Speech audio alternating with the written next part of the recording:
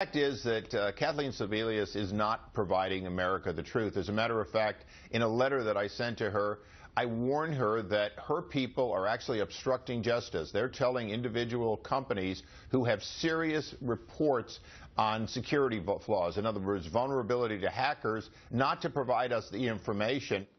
We turn back to our studio audience. Penny, Nance. Here we have one of the worst rollouts. One broken promise after another. But it's the same thing as Benghazi, same thing as targeting conservative groups. The IRS. It's on and on and on. And Fast there's another, besides the problems with affordability, accessibility, quality of care, there are serious problems with religious liberty in this law.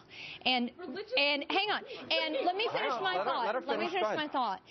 Kathleen Sebelius is withholding serious information. Congressman Shimkus asked her on October 30th to give him a list of the insurance companies that are providing abortions so people could choose simply not to purchase them. She told him that she would give him that information, and now has backpedaled and refused to give it. The reason he asked for it is because it's so obfuscated within the website. It's so difficult to find. The average person doesn't know what they're purchasing. Tamara Holder's about to have a what? You want everybody to have a choice.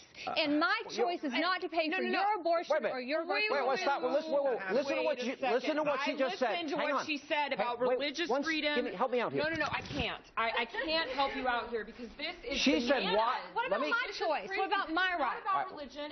Can I get in a question? No, you can't. What? This is wrong. This is why, by the way, this is why people don't vote for Republicans anymore. Sean, you have a duty to your audience. You asked a question about Darrell Issa, who sent a letter warning. Well, guess what? If you're a powerful member of Congress, your warning letters are not sufficient. Send a subpoena. This is not a conversation about religious liberty and religion. We can have that conversation on a different issue, but not about Darrell Issa. Here's the civil war that's going on right now. This is the real war on women, Sean. You're seeing it play out right here on your show. It is a civil war when abortion advocates force women of faith to pay for services that we find morally reprehensible. Hang on. Wrong.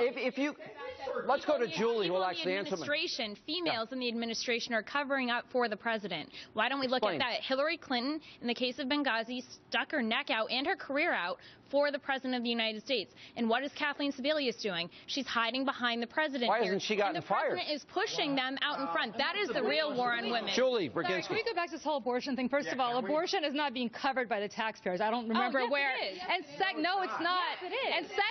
And secondly, what's surcharge? You're the party of choice, aren't you? We are the party of choice, which is exactly why I'm tired of Republicans and others saying to me, I do respect your choice. Don't get an abortion. Respect my choice, not your abortion. You're not paying for my abortion. Parenthood is all right. Hold on. We got to talk one at a time. No. Wait a minute.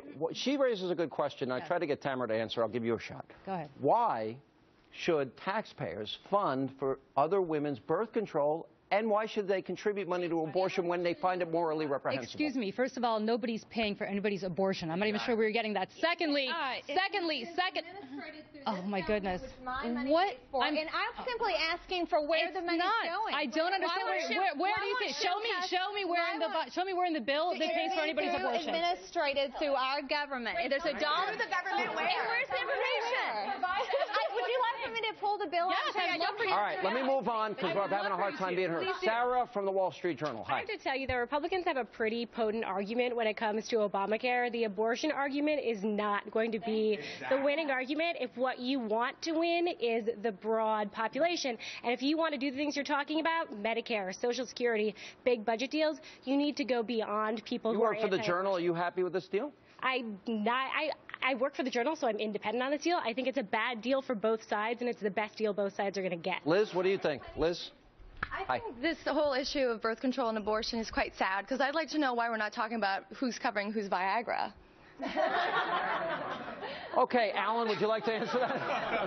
Someone in the room would like to talk about that. Sean, let's get get to the mendacity of the administration. Okay. I'm not sure if you saw, but the excuse that the HHS gave Darrell Issa about why they are obstructing his investigation is for security concerns. They just built a website that is a hacker's paradise. And now they're telling a congressman that he cannot talk to private contractors and private citizens in furtherance of his investigation because of these newfound security concerns. It's obviously lying. It is obviously lying. He's the head of the oversight committee. The last person to be investigating anybody. All right, slow down. Let me ask you a serious question because we've had IT professionals, computer security professionals on the show. For example, they rate the safety and security of Amazon out of 10, healthcare.gov a 1. And even the government now is recognizing that people are going on this website and their personal information is at risk.